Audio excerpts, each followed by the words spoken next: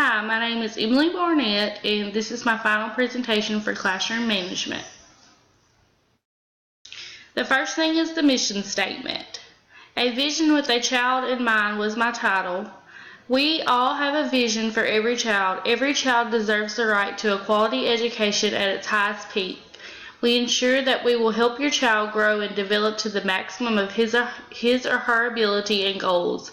We provide every child with the best technology and services they could possibly need to succeed. We have a vision and it's the right vision for every child. My classroom rules were: 1, we will be respectful of everything and everyone. We will follow all directions given by the teacher. We will all strive to do better than yesterday. And the last one, we will keep our hands, feet, and other objects to ourselves. My classroom consequences were the clip up and clip down chart. The first offense, you clip down 5 minutes at recess. The second offense, you clip down and it's 10 minutes at recess. The third offense was clip down and go to the dean's office. And the fourth was to clip down and we call home. My classroom procedures and routines were: come in and get materials needed out of backpacks, hang backpacks on the wall, turn in take-home folders every morning in the basket, turn in homework in another basket every morning, have one student do a lunch count. The first few weeks we go over bathroom procedures, stand at the door, wait for me to nod yes or no, and do not disturb the class. Also, go over pencil procedures. There should be 2 buckets at each table, one for sharpened and one for broken. Raise your hand when having or answering a question.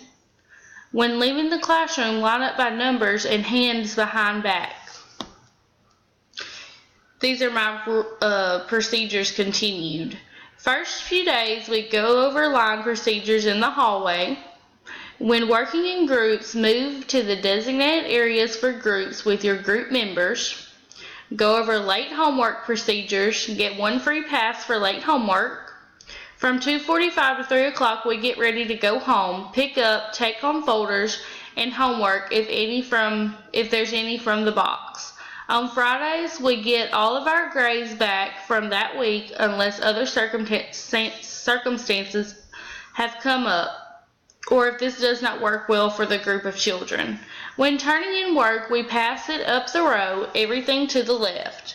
We address discipline problems when not busy with classwork so we don't disturb the whole class. And we take whatever actions are needed after that. At the end of the day, one student sharpens all broken pencils and each day is a new student's turn, so we all have a turn. We also Clorox our desk and chairs every afternoon before we go home. We also record our homework in our planners so Mom and Dad can see it. No one answers the door, only the teacher, and we will go over fire, tornado, active shooter, and other drill procedures when the time comes. My parent-teacher-student contract. As a parent guardian, I will encourage my child to do his or her best work. Make sure my child comes to school regularly. Know what my child has going on at school during the week and review his or her calendar and take-home folder daily. As a teacher, I will encourage your child to do his or her best. Try to provide a safe and comfortable learning area for every child. Treat all students equal, no matter what, and try to keep the parents as up to date every week on what is going on. As a student, I will come prepared to class daily, show respect to the teacher and classmates, always try my best no matter what, and show parents or guardians my take-home folder and calendar daily. My classroom signals were: raise hand and count 1, 2, 3. Go sit quietly at my desk until attention is turned to me. Start writing names on board after I've told them to quiet down. Number 4 is to turn the lights on and off. The raise hand and count 1, 2, 3 will be used in a quiet place because this is something you can do quietly and not have to speak a word.